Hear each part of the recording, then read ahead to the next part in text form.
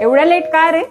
अहो sorry madam, मी ती चंद्रावर डिलिव्हरी द्यायला गेलतो त्यामुळे उशीर झाला. मग एवढा लेट? 5 मिनिटात येतोय माणूस चंद्रावरून. अहो मॅडम काय सांगू तुम्हाला, इलॉन मस्कचं रॉकेट तिथं शिटा शोधत होत.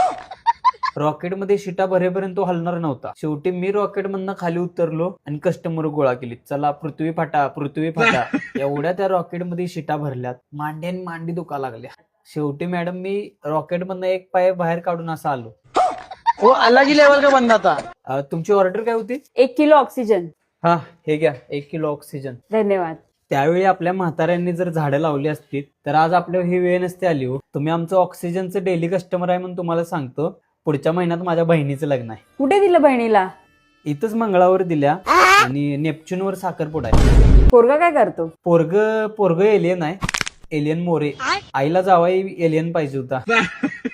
छान छान. आमचे पण पाहुणे एलियनच आहेत. मंगळावर असतात, महानगरपालिकेच्या कचरा गाडीवर असतात. आमचं दाजी काय दिसतंय मग ते हिरवगार आहे, हिरवगार. अबे साले.